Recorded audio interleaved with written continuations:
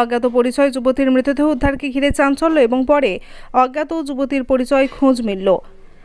যুবতীর নাম জবা ভূঁইয়া, বাবার নাম বিধান ভূঁইয়া, পরিচয় পশ্চিম মেদিনীপুর জেলার চন্দ্রকোনা 1 নম্বর ব্লকের লক্ষ্মীপুর গ্রাম পঞ্চায়েতের পাইক মাজিটা গ্রামের। ঘটনাটি ঘটেছে হুগলি জেলার গোঘাটের রাঙ্গামাটি এলাকায়। জঙ্গলে স্থানীয়রা এক অজ্ঞাত পরিচয় যুবতীর মৃতদেহ দেখতে পায়। এরপরে এলাকায় চাঞ্চল্যের সৃষ্টি হয়। ঘটনাস্থলে পৌঁছায় গোঘাট থানার পুলিশ মৃতদেহটিকে উদ্ধার করে ও ময়নাতদন্তের জন্য পাঠায়। মৃত যুবতীর নাম এবং পরিচয় এ ব্যাপারে প্রত্যক্ষদর্শীদের খবরাখবর হতেই জানা গিয়েছে পশ্চিম মেদিনীপুর জেলার চন্দ্রকোনার পাইক মাজিটা গ্রামে অনুমান পরিকল্পিতভাবে মার্ডার করা হয়েছে। কে বা কারা করেছে তেমন কোনো কিছু জানা যায়নি। এই বিষয় নিয়ে জনগণ এক ভাব সব মিলিয়ে লোকসভা ভোটের আগে এই ঘটনা পুলিশ প্রশাসনের ভূমিকা নিয়ে প্রশ্ন তুলছে। এ ব্যাপারে স্থানীয়রা কি জানাচ্ছেন শোনাবো বিস্তারিত।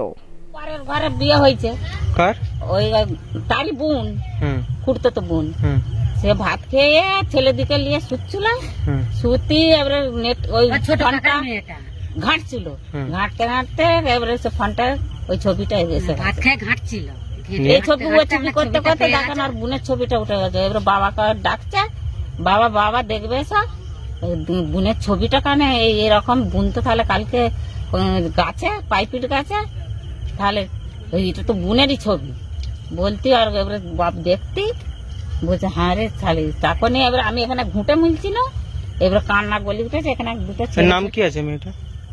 জবা ভূঁইয়া। জবা ভূঁইয়া, বাপের নাম বিধান ভূঁইয়া। কিসে পড়াশোনা করতে জানো? পড়াশোনাটাই আমি বলতে পারবো না, কলেজে পড়ে তো।